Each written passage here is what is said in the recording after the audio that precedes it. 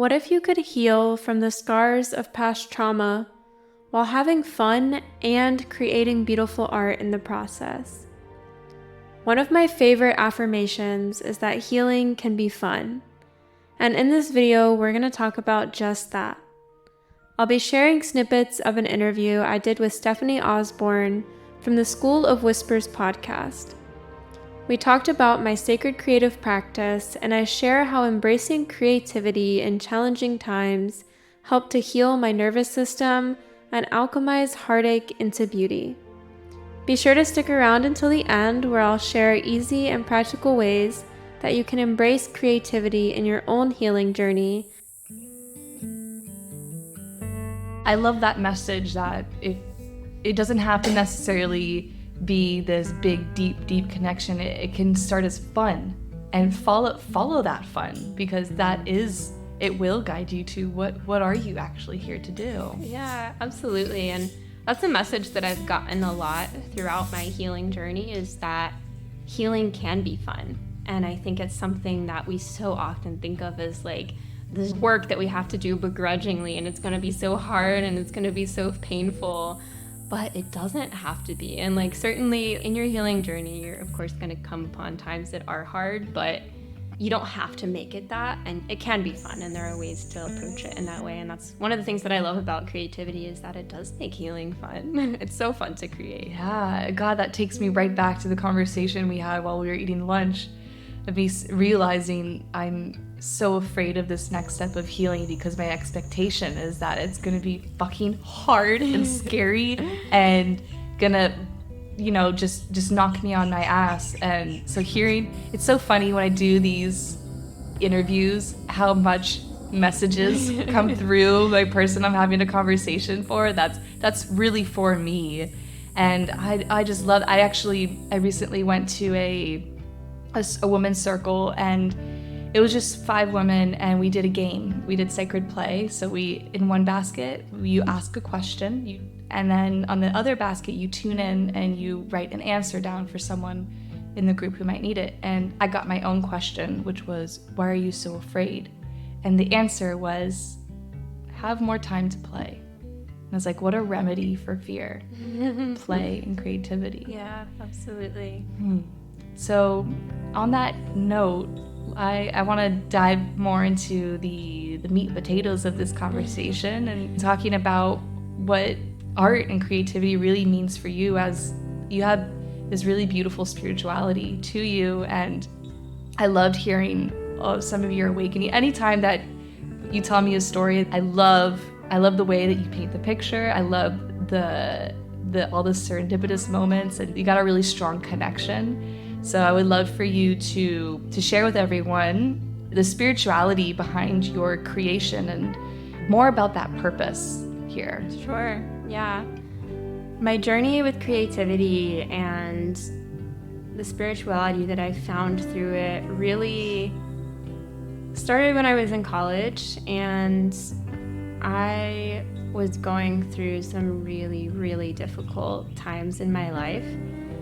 At the time that all of these things were going on, I had signed up for an acting class. So it was just kind of something that I signed up for fun, because I had some extra credits. And what I didn't realize is that the instructor who was leading this had set this class up in a way where it was actually drama therapy. And we were kind of her guinea pigs. So I had no idea going into it that it was going to be such a deep experience to take this class. And I also had no idea when I signed up for this class that I was going to be going through some of the hardest times of my life. And such a beautiful, serendipitous thing, though, because I was going through all of this trauma, and at the same time, I had this space where I was given complete permission to express myself. And I was given complete permission to feel the feelings, not just like feel the feelings a little bit, but to feel the feelings as big as I can, and to really show it to the other people in the class or to the audience, like, what am I feeling right now? What am I trying to portray? What's going on?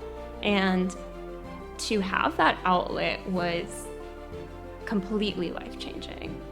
And it completely altered the way that I was able to move through that trauma. Like, I have no idea what my life would be like if I didn't take that class. But I do know that it allowed me to have a little bit of more freedom, and it showed me how to work through traumatic experiences.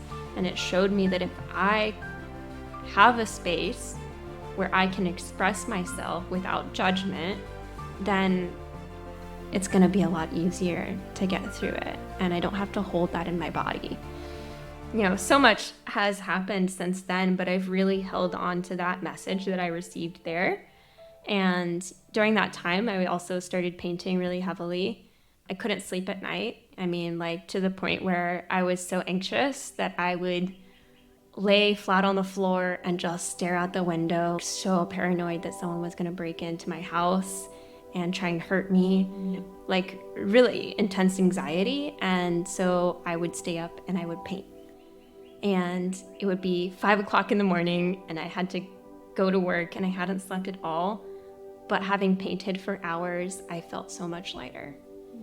And so again, I just kept following this of, I need to put this somewhere, whether it's acting, whether it's writing, whether it's painting. I need to tell this story for my own sake. And so that's really where the spirituality came into my creative practice and has been guiding me since then, is just knowing that whenever life gets tough and whenever there's something that hurts inside of me, creativity is always going to be there to show me through. And I think with art, it's one of those few things where the growth is really tangible because you can literally look back. I'll be sharing more snippets of this podcast interview in my next video. But in the meantime, if you enjoyed hearing some of my story and you want to dive deeper, I will leave a link in the description so you can listen to all of the goodness that is the School of Whispers podcast in full. But now, as promised, I want to share some easy and practical ways that you can embrace creativity in your own healing journey. As always, I encourage you to feel into your own body, take what resonates for you, and leave the rest. I am not a licensed therapist, just a woman with a passion for art, psychology, and living my best life, here to share my experiences with all of you. I highly recommend painting or any visual arts for rewiring beliefs about yourself. As many of you know, I've been working on a series of self-portraits, and with each one, I'm discovering new things about myself and creating new beliefs and thought patterns that serve me better. So here's an exercise you can try if you want to incorporate visual art into your own healing practice. I would start with a piece of paper, and on one side of the paper, draw or paint yourself as you see yourself. And then on the other side of the paper, draw yourself as you think others see you. Get creative, choose your colors intentionally, include symbolism, and try to avoid using words as much as possible. Be sure to reflect and journal after. This will give you so much insight into your own psyche, and if you want to take it a step further, you can then paint yourself as the person you want to become. This really helps solidify your vision for yourself and will be a huge help for those of us who need to see it to believe it. I don't talk about it much in the podcast, but dance is something that has really brought me back to life. I started dancing regularly in 2020, and I started to awaken parts of myself that had been dormant for God knows how long. If you're someone who feels disembodied and particularly disconnected from the lower body, dance may be a really powerful ally. I found dance really helpful for processing emotions on a somatic level. It frees up so much energy for me, and once that energy is free, I find that I actually have a lot of ideas coming through. So dance has been really great for idea generation as well. One practice that I highly recommend is free flow dancing. Pretty self-explanatory. We're not doing any choreography. Instead, we're just letting our body lead us. If your body could only speak in movement, how would it move? What shapes would it make? Just put on some music, something deep without lyrics is great, and just let your body move however it wants. It may feel awkward at first, but I promise if you just keep going, your body will start talking to you. Song is something that I've been working with more recently. I've really struggled with finding my voice, both literally and figuratively. For most of my life, I've been pretty quiet and soft-spoken. I've been afraid to speak up for myself.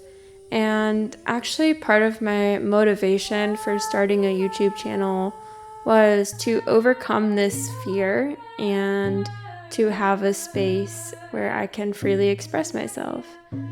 And I also struggle with a lot of throat pain and discomfort, and I've been leaning into song as a way of trying to understand and get to know my throat space better. So when I choose song as a means of healing, I approach it much in the same way that I do dance, which is to allow myself to free flow and just see what sounds come out. There are so many ways that you can incorporate creative healing into your life, and I'd love to know in the comments what some of your favorite creative healing tools have been, and how has creativity changed your life? And if it hasn't yet, I know that it will. So hit subscribe for more videos like this one, and check out the links in the description if you want to get to know me and my work a little bit better. I will see you soon, and sending you so many blessings and so much fun and creativity on your healing journey. Thanks for being here.